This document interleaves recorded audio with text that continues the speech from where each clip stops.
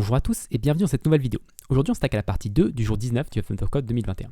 Donc après ce partie 1 qui était assez compliquée, la partie 2 est assez facile. En fait il suffit de calculer, avoir la position de tous les scanners et de calculer la distance entre tous les scanners et de prendre la plus grande distance. Donc c'est voilà, pas très compliqué. On va juste partir de la fin de mon algo de base. On va lui dire qu'on retourne deux trucs à la place de retourner un seul. Tac tac tac. Number of icons, il va retourner un U32, U32. Tac, tac, tac. Et là, on va retourner 0 ici pour l'instant. Et on va corriger number of beacons. Donc là, ça va être .0. .0 pour la partie 1. Est-ce que j'en ai un autre usage? Sans doute. Voilà, ici, .0. Ok, et donc dans partie 2, on va faire hop, .1. Et on a pour l'exemple, pour le test input, du coup on a 3621. Donc on va le mettre dans les tests. Où est-ce que sont mes tests? Là. Hop. Donc 3621, on va pouvoir le faire une seule fois. Let result number of beacons. Et ça va être maximum distance est égal à ça.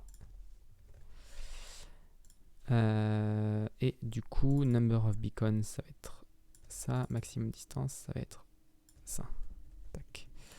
Pourquoi il aime pas? Parce qu'il faut que j'enlève le point 0. Donc là, on est bon. Je pense. On peut faire la même chose d'ailleurs là-haut. Ce sera peut-être plus clair. On va essayer de faire les choses bien. Donc là, ça va être raw input. Parce qu'on va pas le recalculer deux fois. De toute façon, ça va être assez long si on le recalcule deux fois. Hop. Vu que ça prend déjà 16 secondes pour faire une fois. Donc voilà, best number of beacon, maximum distance. Ok. Donc là, je peux lancer mes tests. Cargo test bin 19. Je sais pas si je peux faire une release pour les tests. Et on a bien un problème avec 3621 qui n'est pas égal à 0. Ok. Donc maintenant, on va pouvoir faire notre calcul. Donc c'est assez facile. Manhattan, ils appellent ça la Manhattan distance. Je ne sais pas comment ça s'écrit Manhattan. Il y a beaucoup trop de M, de H et de T. Manhattan distance entre A qui est un vecteur, B qui est un vecteur, U32. Ensuite,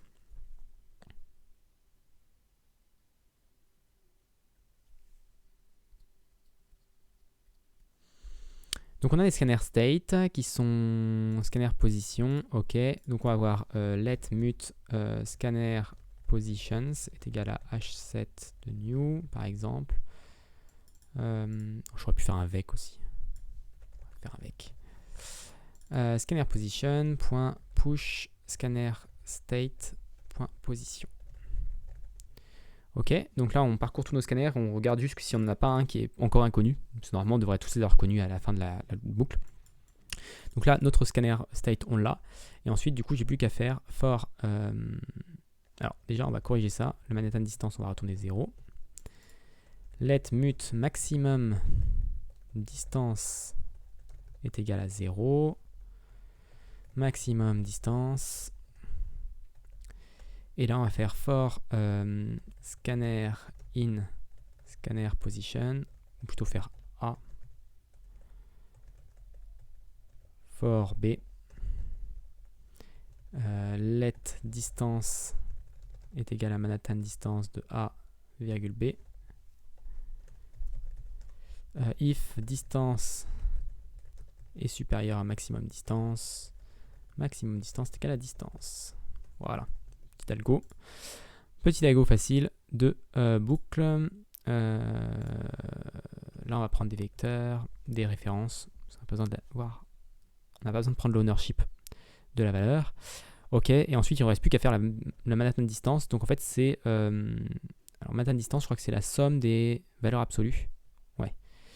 Donc, en fait, c'est juste... alors, a.x moins b.x.abs plus ça, plus ça, et y et z. Je ne sais pas si ABS existe. Expected U32 found I32.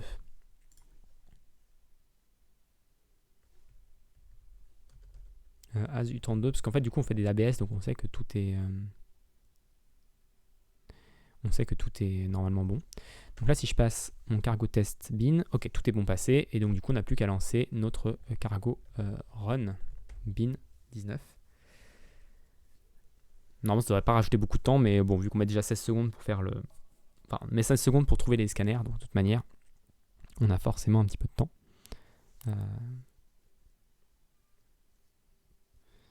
Pour générer tout ça. Voilà. Donc la maximum distance, c'est 12 306 normalement.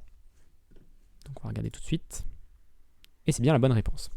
Donc voilà pour ce jour 19, c'était beaucoup plus simple qu'à partie 1. C'est généralement comme ça. Hein. Soit il y a souvent une partie des deux parties qui est plus dure que l'autre. Soit c'est la première, soit c'est la deuxième.